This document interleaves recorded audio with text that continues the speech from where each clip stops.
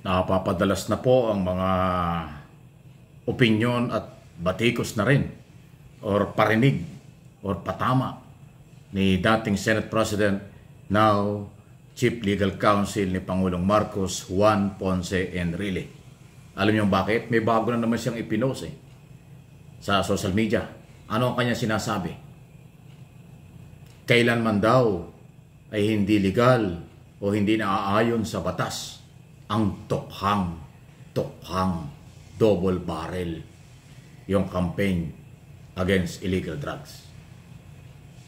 Kasi yung tukhang title pa lang one-sided tukhang parang title pa lang human rights violation walang due process ang walang due process human rights violation yun po ay paglabag sa batas talaga. Kaya tama si Enrile, wala talagang legal na basehan ang Operation Tukhang. Na kung yung magugunita, ito po yung kasalukuyang kinakaharap na problema ni dating Pangulong Duterte sa International Criminal Court at sa iba't ibang mga Pilipinong nagrereklamo, pamilya, 30,000 pamilya ang nawala ng buhay dahil sa Operation Tukhang double barrel sa pagitan ni dating Pangulong Duterte at General Bato de la Rosa, now Senador de la Rosa. Kaya nga sila may mga kaso sa ICC.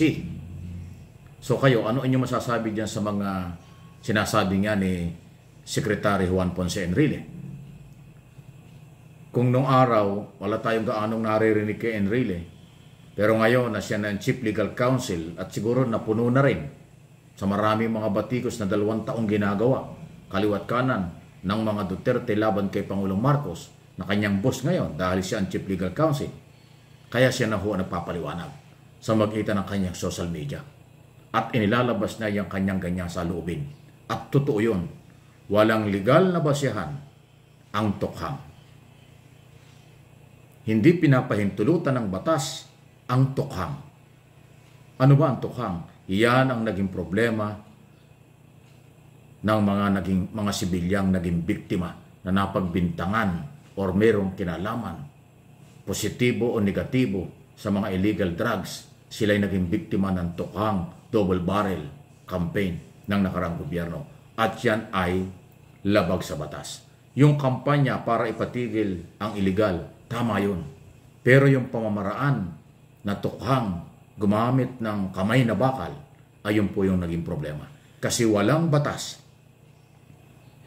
na nagsasabing gamitin ang kamay na bakal o gamitin ang sandata o baril para itukhang ang mga suspect. Kasi lahat ng pinagdududahan o lahat ng di umano'y involved sa illegal, lahat yan ay akusado or suspect lang. Dahil hindi pa naman sila nakasuhan at kung kasuhan man, wala sa korte. So hindi legal na gamitan ng kamay na bakal. Hindi legal na gamitan ng tukhang double barrel na ginamit ng mga otoridad.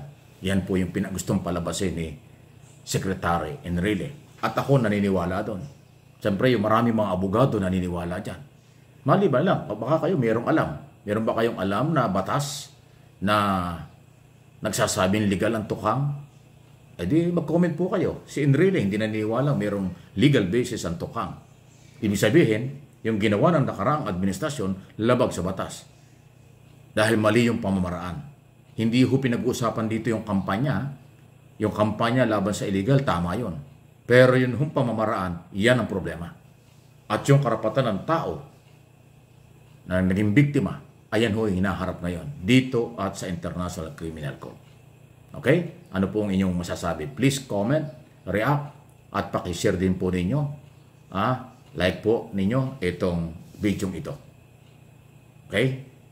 Maliban dyan, kung yung mga gunita, si Enrile nagsalita na rin na naging controversial tungkol ho dun sa issue ng impeachment at rally. Na hindi nga daw ho pwedeng diktahan ng mga rally o hindi pwedeng matigil ang sinasabi ng saligang batas sa magitan ng mga rally. Ang sinasabi niya ang impeachment process under 1987 Constitution. At hindi pwedeng pigilan ang provision na yan ng saligang batas sa mga rally na kung anumang relihiyon sa ating bansa. Yan ang paniniwala ng Chief Legal Counsel ng Pangulo. Naniniwala siya yung impeachment process ay dapat mangyari. Dapat gawin dahil yan ang sinasabi ng batas. Yan ay mandato ng mga congressman at ng Senado. Ang impeachment ay kanilang asikasuhin. Yan po yung naunang sinabi na naging controversial. At totoo yun. Alam niyo si Enrile kahit na magwa 101 years old na this coming, ngayon na, February 14, 101 years old na. Pero very smart pa rin po pagdating sa mga legal issue. Sabi nga ni Pangulong Marcos, isa yan sa napaka-brilliant, isa yan sa napaka-magagaling na legal na abogado sa puntong legal, sa puntong ating mga batas, si Enrile. Kaya nga kinuha niyang Chief Legal Counsel. So may punto dyan, hindi ho kinontra ni Pangulong Marcos yun. Sinang-ayunan pa, tama, sinabi ni Pangulong Marcos na tama yung sinabi ng kanyang Chief Legal Counsel, yung sinabi ni Enrile na mayroong impeachment process. Kaya nga, ano sabi ba ng Malacanang? Executive Secretary Bersamin at si Pangulong Marcos din, hindi nila pinipigilan ng Kongreso. Hindi niya pinagbabawal ang impeachment. Yan ay mandato at obligasyon ng mga congressman at mga senador pag dumating sa kanila. Ngayon, nasa kamay na ng Kongreso. Wala pa sa Senado. O, di ba? So, tama si Enrile dun sa isyong yan. Ito pangalawang issue. Yung tukhang ay hindi legal. Ang tukhang ay labag sa batas. Walang batas nagsasabi, itukhang mo ang mga suspect. Itukhang mo ang mga inosenteng sibilyan. Wala daw ganun. So, controversial na naman yan. Pero ako naniniwala, totoo yan. Alam nyo si Enrile, sa akin ng pagkakaalam, nakasama ko rin yan doon sa isang network na aking iniwan ng araw, na nakukwento yan talagang basa ng libro. Aral lang aral yan pag nasa bahay. Alam niya yung mga international at national law. Alam niya yung mga kasaysayan ng bansa at ng buong mundo halos. Kaya ako, very smart pa rin siya kahit na magawa 101 years old na. Nakatutok siya sa kung ano ang mga nangyayari at batas na mga pwedeng dapat iiral. Especially ang saligang batas. Kailangan naman talaga mga ibabaw yun. So again, may panibagong batikos. Kung nung unang opinyon at sinabi ni Enrile, ang tinamaan ay yung mga politiko at relihiyon. Ngayon, ang tahasang tinamaan dito ay si Digong Duterte. Kasi yung tukhang ang tinutukoy. Illegal ang tukhang-tukhang. Hindi naaayon sa kulturang Pilipino at mga batas natin, itukhang ang mga sibilyan. O kita mo? Controversial na naman yan. Okay? Please comment, react, at share. Alam niyo, marami tayong binabantayan na mga nangyayari sa ating kapaligiran.